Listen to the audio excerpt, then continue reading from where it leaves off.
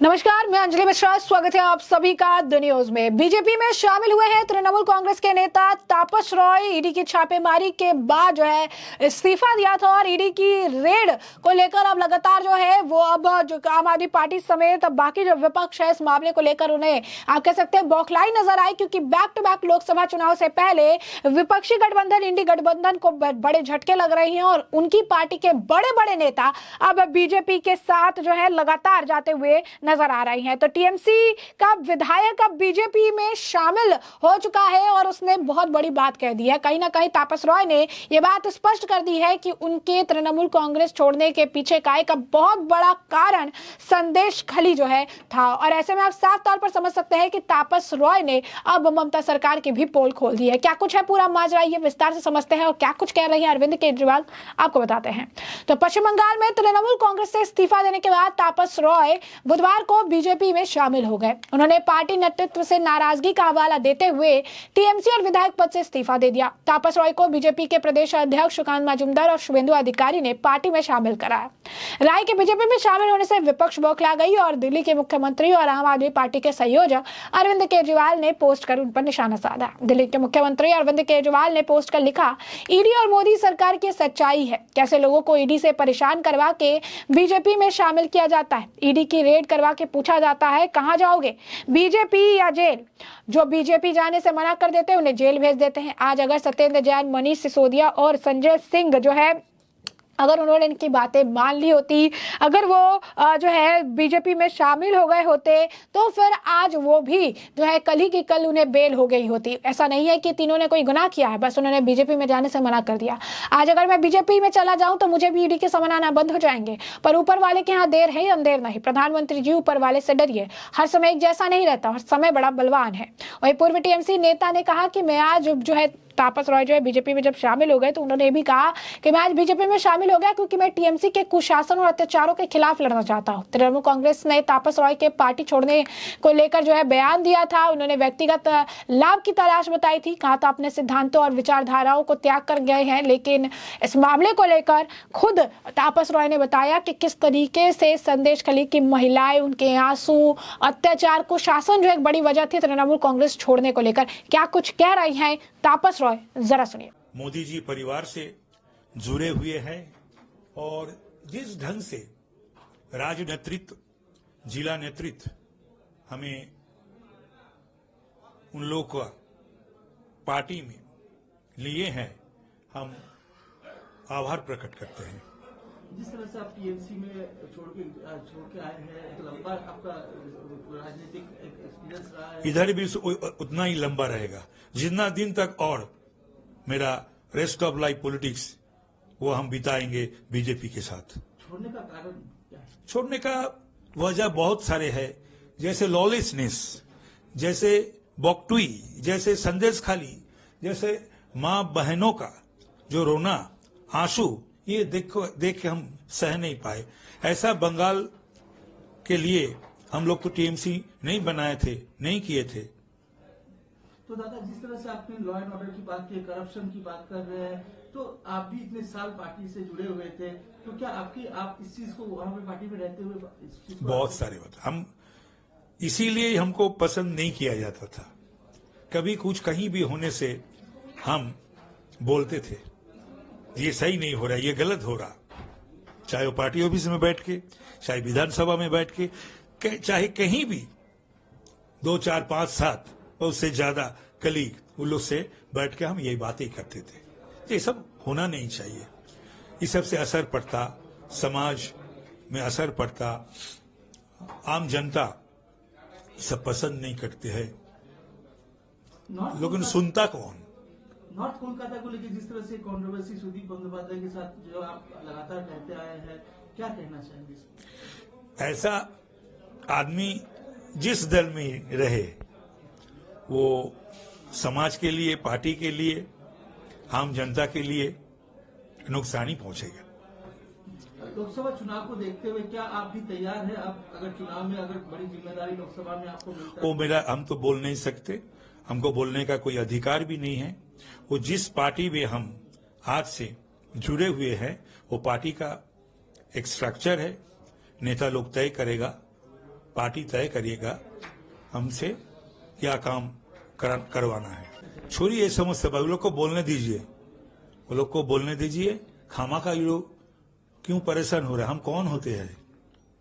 हम रहे या नहीं, क्या ही बेचैन हो लोग, क्या ऐसा बात वो लोग को बोलना पड़ता।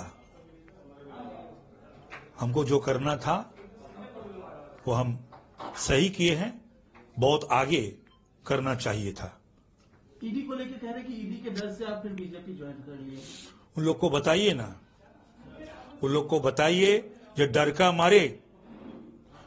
मारे कौन कौन बीजेपी के साथ आज भी, केंद्रीय मंत्री लोग के साथ आज भी संपर्क रखते हैं। और हम कल बोल दिए हैं, अगर हम जितने भी नेता है बीजेपी का, उन लोग को भी बोलते हैं, अगर हम कोई अन्याय किए हैं, कोई घोटाला से हमारा संपर्क है, देश के जो कानून है जल्द से जल्द तुरंत फैसला हो जाए और मेरा पनिशमेंट हो जाए। अगर नहीं तो मेरा ऊपर जो बेइज्जती करवाए है वो तो मेरा पुराना पार्टी जो तृणमूल वही तो करवाया है। सुदीप बंदोपाध्याय ने करवाया है, ये बीजेपी नहीं करवाया है। अगर बीजेपी करवाते और हम उसी हिसाब का इंसान होते तो शायद बीजेपी हमको पार्टी में नहीं लेते। अभिषेक बनर्जी एक बार हर बार ये कहते हैं कि अगर उनके खिलाफ कोई करप्शन है तो वो फांसी लेके तैयार है।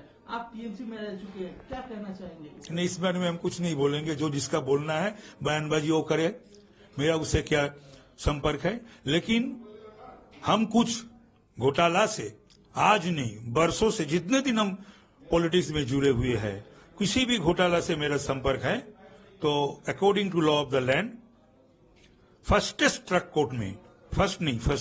कोर्ट में इसका एग्जामिन होके हमको साजा मिलना चाहिए। अगर बात करें लास्ट सवाल, जिस तरह से पार्थ चटर्जी, अनुब्रत मंडल, शेख शाहजहां के लिए खड़ी हुई है ममता बनर्जी, अगर सही मानों में सरकार, पार्टी इस सब ऊपर नजर देते तो आज ये लोग का भी ऐसा नहीं हाल होता, सरकार का भी नहीं, पार्टी का भी नहीं, और ये लोग भी जेल में नहीं रहते। तो जैसा कि आपने सुना, उन्होंने ममता सरकार पर कई सारे जो है आरोप लगाए, निशाना साधा। संदेश खली का मामला आप कह सकते हैं, उन्होंने बताया कि महिलाओं का किस तरीके से रोना धोना है, सारी चीजें हैं, उससे काफी उन्हें तकलीफ हुई, उनकी आंसू एक बड़ी वजह है।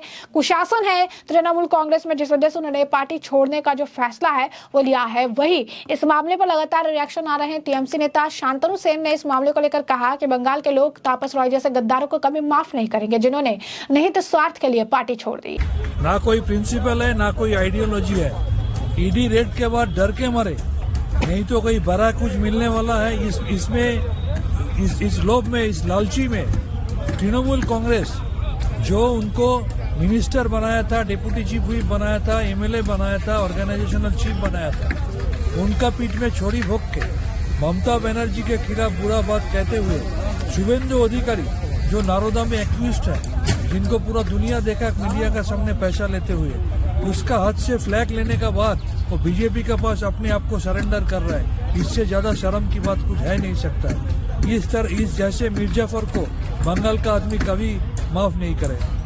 अब ऐसे में आपको बता दें कि जो है 5 बार विधायक रहे तापस रॉय ने टीएमसी और पार्टी सुप्रीमो ममता बनर्जी पर खराब परिस्थिति में उनका साथ छोड़ने का आरोप लगाया। नगरपालिका भर्ती में कथित अनियमितताओं को लेकर 12 जनवरी को उनके आवास पर ईडी की छापेमारी की गई थी। पार्टी ने उस पर चुप्पी साथ दी थी, जिस पर उन्होंने निराशा जताया है।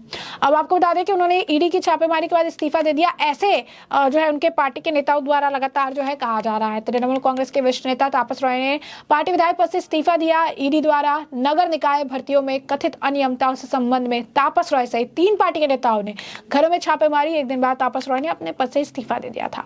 अब ऐसे में ममता बनर्जी के बड़े सहयोगी के तौर पर तापस रॉय को देखा जाता था।